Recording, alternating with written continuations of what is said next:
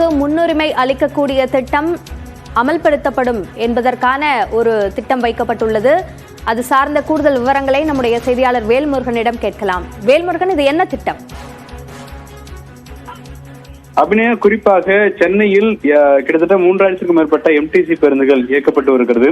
இந்த எம்டிசி பேருந்திற்கும் நம்ம போக்குவரத்தில் இருக்கக்கூடிய சிக்னல்களுக்கும் தற்போது ஒரு தொடர்பை ஏற்படுத்தி எம்டிசி பேருந்து அந்த பகுதியில் செல்லுகின்ற போது அந்த சிக்னலுடைய நேரத்தை, அதாவது இப்போ ஒரு 60 செகண்ட் 120 செகண்ட் இது போன்று அந்த சிக்னல்களுடைய எண்ணிக்கை அப்படிங்கிறது குறைக்கக்கூடிய வகையில திட்டமிடப்பட்டிருக்கிறது. இதன் மூலியமாக பயணிகள் வேகமாக தற்போது தங்களுடைய பகுதிக்கு செல்லக்கூடிய வகையில ஏற்பாடுகள் செய்யப்பட்டிருக்கிறது. முதல் கட்டமாக இதனுடைய திட்டம் ஜிஎஸ்டி சாலையில் பஸ் சிக்னல் முன்னுரிமை திட்டமாக செயல்படுத்துவதற்கு மாநகர போக்குவரத்து கழகம் திட்டமிடப்பட்டிருக்கிறது. 2025 முதல் இந்த திட்டமானது அமல்படுத்தப்பட இருக்கிறது. முதற்கட்டமாக ஆலந்தூர் முதல் விமான நிலையம் வரை இதற்கான பணிகள் நிறைவு பெற்றிருப்பதாக எம்டிசியினுடைய அதிகாரிகள் தெரிவித்திருக்கிறார்கள்.